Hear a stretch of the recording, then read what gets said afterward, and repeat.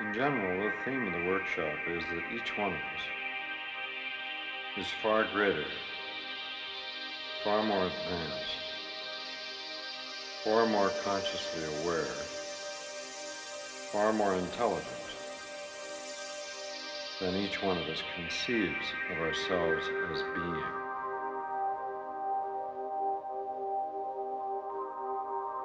Our main problem then, with these basic givens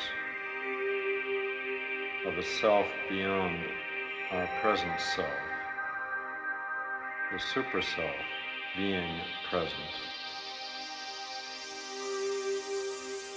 is mainly a set of hindrances, a set of evasions, a set of refusals to see that one really is great,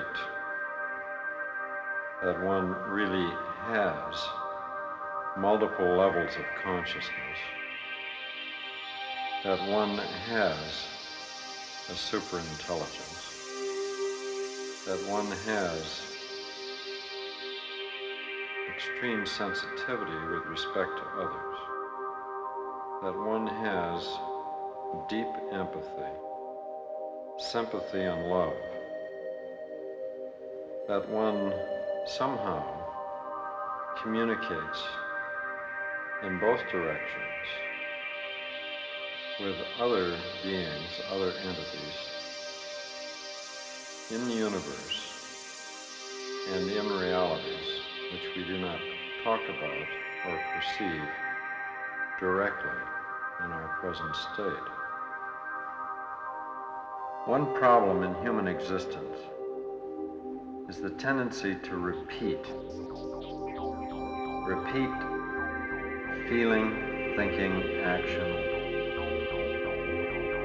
again and again and again in the same kind of looping cycle.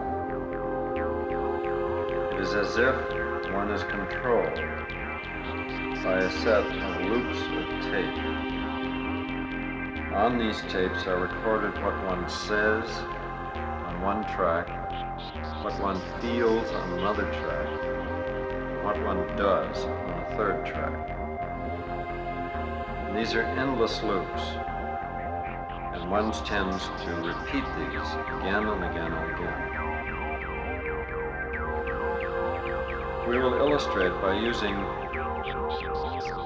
repeating words, repeating sentences, and repeating ideas, how one can get involved in such repetitional processes, and what sort of traps, blind alleys, evasions, hindrances, and refusals can develop in the face of such externally forced repetition.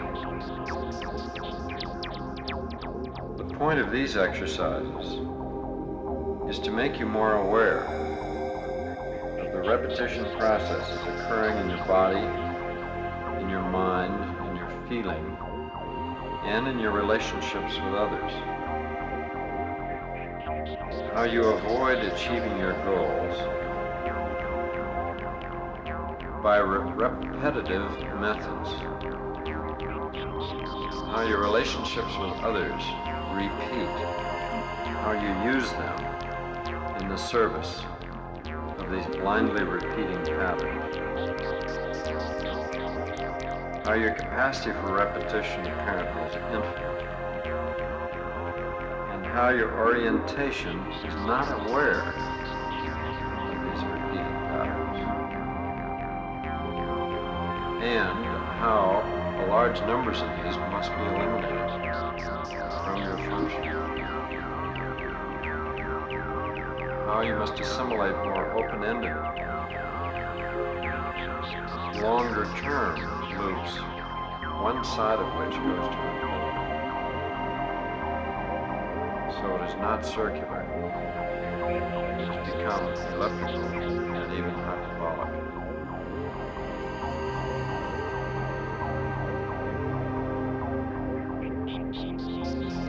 One's impulses tend to push one around such circles, especially if there are two forces operating, two impulses, one counter to the other, in the so-called double bond. One can go circular indefinitely under two counteracting, opposing forces. One's needs for repetition are such that one tends to repeat in order to be safe. The safety of the familiar, the safety of the old tape loops, rotating merrily. One, under these circumstances, tends to ignore the possibilities of escape, tends to ignore the possibilities of widening out these loops, of making them so huge that in this lifetime at least, one does not see the repetition.